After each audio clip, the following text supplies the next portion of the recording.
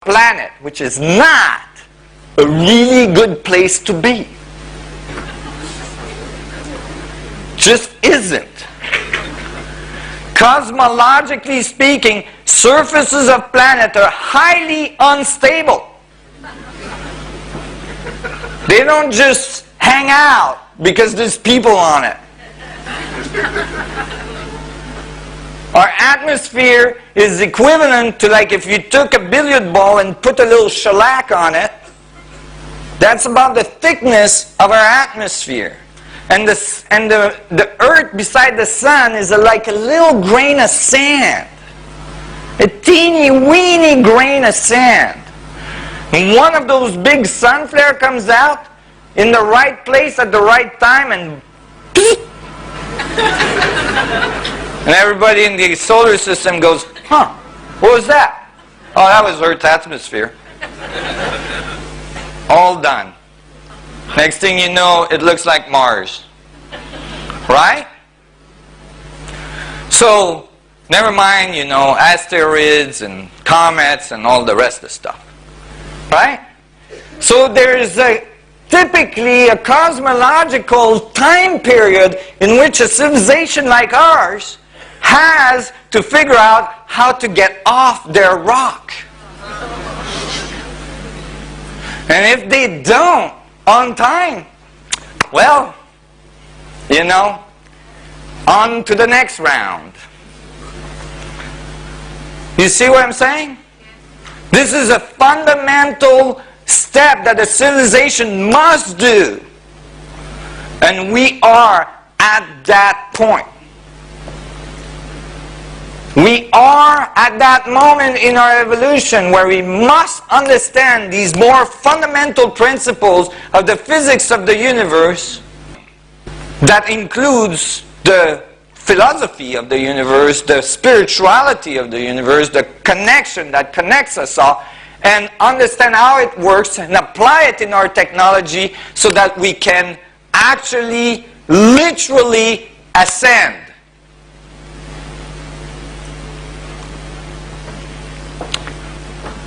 So, after all this rant, if I use 10 to the minus 39% the mass of the mass of the vacuum to make the atom an uni black hole, all of a sudden my atom is a heck of a lot heavier than the atom that's measured in laboratory. So the mainstream is really not happy with that.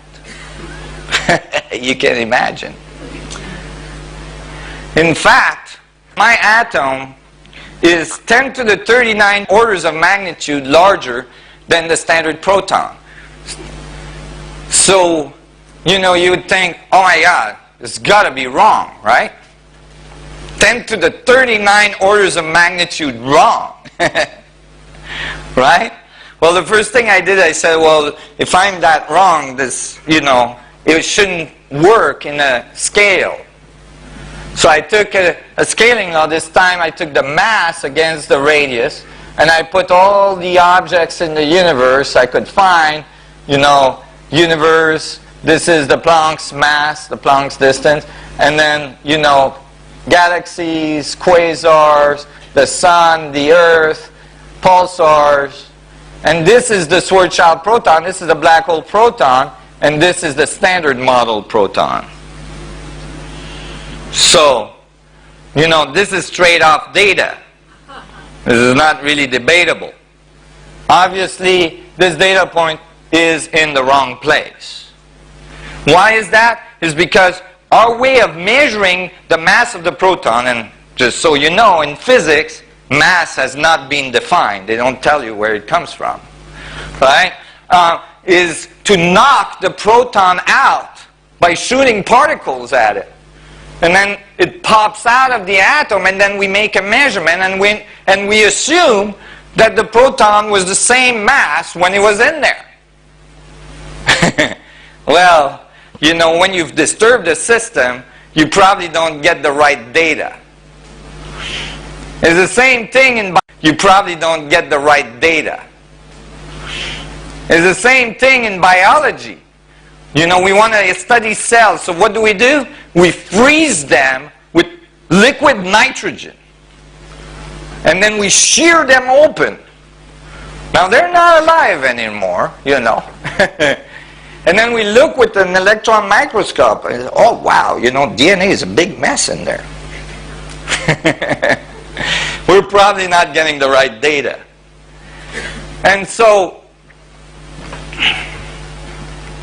why is it that, I just want to make a point, that this excess mass is because it's actually in the mainstream theory, it's just they don't know about it. And the reason why is because when they found 2 protons, they said, oh my God, protons are positively charged, so they should repel each other inside the nuclei, like 2 magnets would repel each other if they have the same charge, right? You're all following this? Well, when they found this, they said, oh, you know, gravity couldn't squeeze them that hard. There must be some unknown force. And the next thing they did is they invented a new force almost 100 years ago. They called it the strong force. It's very convenient. And then they put it in there, and they made it exactly the strength it needed to do to push the protons together. Huh. I call that physics as you go. They did the same thing with the universe. They found their equation only predicts 4% of the universe, missing 96% of the universe. Instead of revising the equation, they said, oh, we'll invent dark matter and dark energy, throw it in there in the right percentage. Look, the equation works. Must be there. Physics as you go. Right? So then, you know, when they invented this strong force, then the next thing you know is they can't reconcile the strong force with gravity.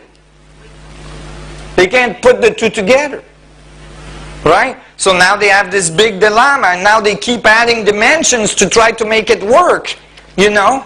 It ain't gonna work because the strong force does not exist. It's a figment of our imagination. It's gravity acting at the atomic level. You're dealing with mini black holes. That's why the electron spins at near the speed of light. Right? So, if you take 2 of these protons, little black hole protons, and you calculate their strength, I'm going to spare you the equations. Although you could easily follow them because they're simple. The force between 2 black hole protons is very large, so it can overcome the repulsion.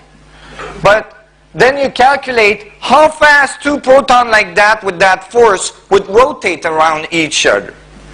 And you find that you know, they rotate at very high speed, 10 to the 32 centimeters per second square, very rapidly.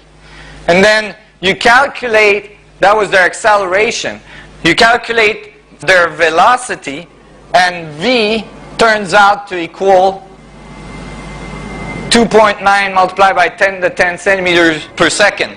Anybody recognize that number? Very good. The speed of light. V equals C. So now, these little protons at the center of the atom are not only infinitely dense, but they're spinning at near the speed of light. They're spinning at very high velocity, near the speed of light. So you know all these masters that walked around saying, you are light? They meant it.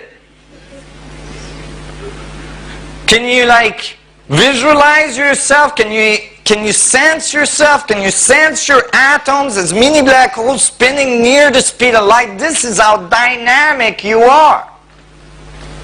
This is how energetic you are. It's an amazing thing. You're transferring information to the universe and back at the speed of light. You're flickering really, really quickly. squish the vacuum, to the vacuum, back out, to the vacuum, back out, to the vacuum, back out. So who are you when you're the vacuum? Have you explored your vacuum self? You know, please don't talk to your shrink about this because it might put you some nasty drugs, you know. Bro, you're bipolar. Yes, I am. I'm sorry about that. Half the time I'm the vacuum.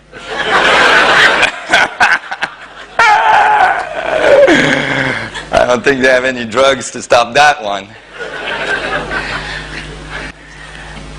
So, you know, I can skip some of that, but I just wanted to say, you know, you're informing the vacuum, flickering in and out of it very, very quickly. Everywhere is happening like this, you know. It's, my 4-year-old actually talked to me about that once. But, you know, it's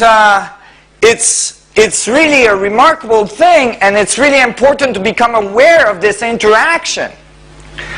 And when it's happening, you start to realize that maybe linear motion is not quite what we think it is. What I mean by that is that if we live in a fractal universe of infinite division, from infinitely big to infinitely small, then movement from point A to point B is quite different than what we assume it is. Okay? You can start to look at your hand and say, okay, my hand is going from point A to point B. And I'm going to calculate how fast it did that. Well, you know, if you close the box around your hand, then you can do it. But if you realize that it's all embedded to infinity, then you'd say, well, while my hand was going from A to B, the Earth was rotating. So I got to add that speed. And then while that was happening, the Earth was rotating, then the Sun, it was rotating around the Sun. So I got to add that speed. And then as it rotated around the Sun was moving through the galaxy. So I got to add that speed. So you know, your hand is now moving at millions of miles per second, you know. And then like, you know, you keep adding because this galaxy is in a supercluster, which is in a in a cluster, which is in a supercluster, and so on. In a universe, in a multiverse. Next thing you know, your hand's going at the speed of light. So how do you define movement? You realize that your hand is not moving linearly from A to B.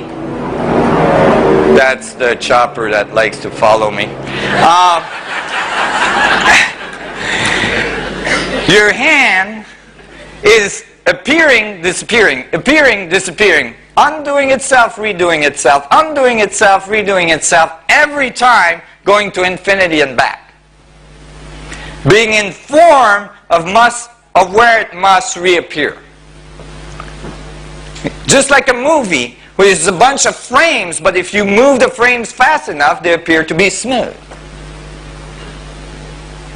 And if you realize that, you're interacting with the vacuum this way, and you're good at manipulating the vacuum, what I call vacuum engineers, masters,